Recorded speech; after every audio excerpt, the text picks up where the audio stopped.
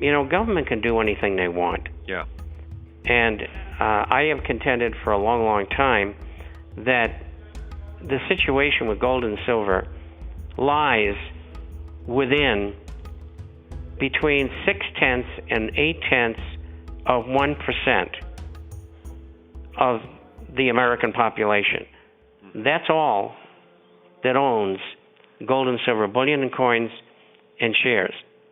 Now, at the same time, the individuals in other countries, such as China and Russia, who are continual avid buyers, like India, they're going to buy more and more. They would be much better off if they really want to do something positive for their evil intent, that is, to go and try to get everybody's weapons. Right. And maybe they think they might get the business end first. But I don't see that happening. Right. It's just not worth it.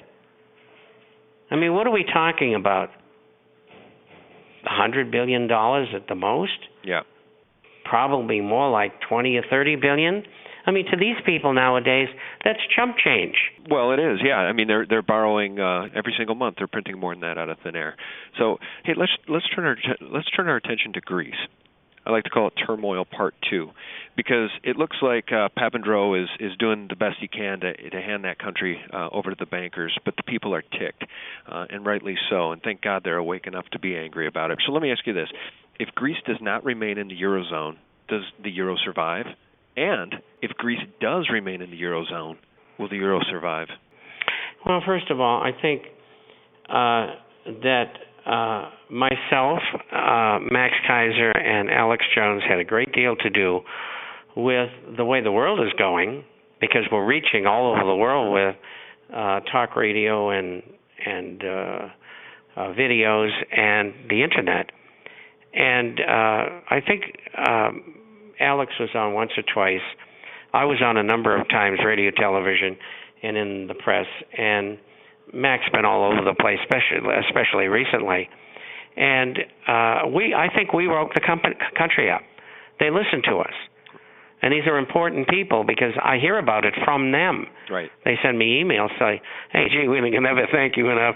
Do you have any Greeks in your family? And, in fact, I had one send me an email. I talked to him on and off for about a year. And he's from the original Greek royalty. And something I never knew. I didn't even know they had royalty. I can't remember that far back. But anyway, what's happened in Greece is the bankers went too far. They wanted to rape the whole country. They didn't try to do that to Portugal or Ireland for whatever reason, I don't know. But they certainly wanted Greece. Maybe they liked the islands that they wanted to steal, or the mineral rights, or the beautiful buildings that were left over from antiquity. Who knows what they're thinking is because they're all a bunch of sick people. Yeah, they're criminally insane, so who can say at this point? That's right. They're nuts. And so how is it going to affect it? Look, they've already defaulted, and just nobody wants to talk about it yet. 27 members of the European Union.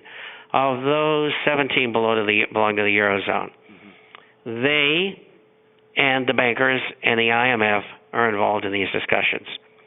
The loans should have been made in the first place. The Greeks know that that's the case. They know most of the money was stolen. Samaras, who is in the other party, who will probably take over the country, he knows all about it because my people have given him everything on that to proceed. And I think he probably knew about it all the way. He's a Harvard graduate, incidentally.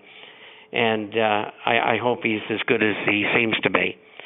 And anyway, this burden can't be overcome. But it's not only them. If you take the 6 countries all together, which includes Belgium, you're talking between $4 and $6 trillion. Now, the solvent countries in Europe, they can't come up with that kind of money without bankrupting themselves. So that whole group is not, they cannot bail them out. It's impossible. And to work off the debt it'd take about 50 years. Yeah. And no one's interested in 50 years of austerity. Austerity is depression.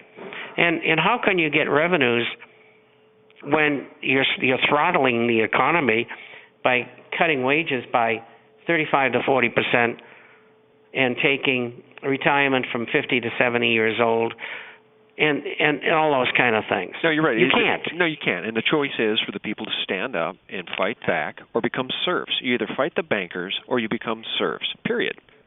You sound like me. Now, let's talk about the good part. If they default and they go back to the drachma, it'll be very, very difficult. But every bank in Europe's going under. Every country in Europe's going under. Because all their paper and the paper of the other 5 countries, which make up the 6 that have got the problems, they're going to take the whole system down. Well, absolutely. And the American bankers are on the hook for $130 billion because they sold credit default swaps to the European banks. And so they're liable for about 40% of Greece's bank debt. And it may be even worse than that for all we know. But the point is, this is going to not only affect the European Union, the United Kingdom, but also the United States in part. And in time, it's going to affect the whole world. It's going to affect trade very badly because people aren't going to have money to spend if their governments or the major banks are going under. You take a major European bank, it goes under, millions of people are going to lose their deposits. What are they going to spend? So now you know why gold and silver is so important, because it's the only real money. Absolutely. And it spends.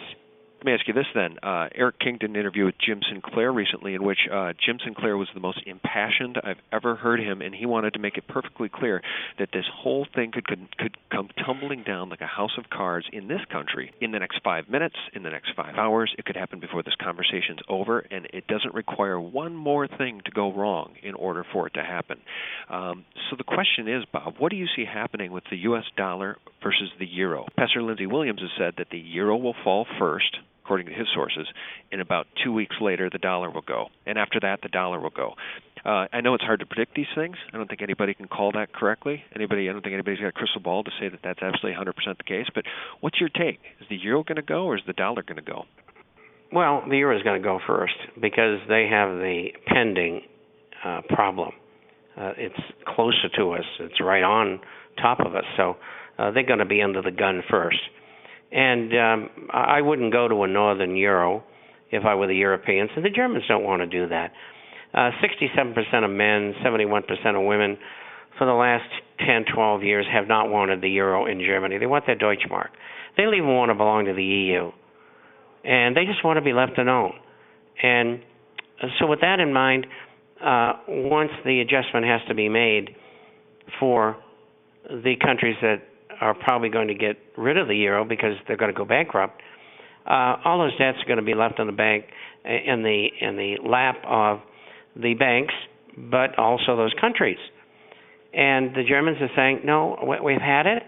We're willing to pay what we owe, that which we've lost for these countries, and let's get it over with. This is a good lesson. The whole thing was unnatural. I mean, I speak 5 languages. You know, I can sit there and listen to their conversations in French and German on television when these nincompoops are up there at St. Moritz. And they were terrified because I could tell by the kind of language they used. The journalists didn't say much about that, but I could sense it. And so this whole fiasco happened because they were so greedy. The tables are turned. The whole thing's going to blow up in their face. The euro's going down first, and then the dollar will fall. Timing, who knows? Right. I don't have any people who I consult who can tell me from the inside what's going on. The only thing I ever hear from the inside is move again. I think they get a beat on where you are, and so make sure you're not around. Well, look, Bob, yeah, I mean, the inside information that we get is you. I mean, there is no document that I've seen that is more robust and more comprehensive than the International Forecaster. 40 pages, twice a week. I'm not sure how you do it, frankly. So for people that are new to this, how do we get them set up with the International Forecaster? Because I couldn't more highly recommend it. Well, the forecast is about business, finance, economics, social and political issues. We've been doing it for over 22 years. I've been involved in this for over 52 years. We publish by email on Wednesdays and Saturdays, runs around 40 pages each time. We have a hard copy that goes out twice a month for those who are not on the Internet, and everything that you need to know every week is in that publication.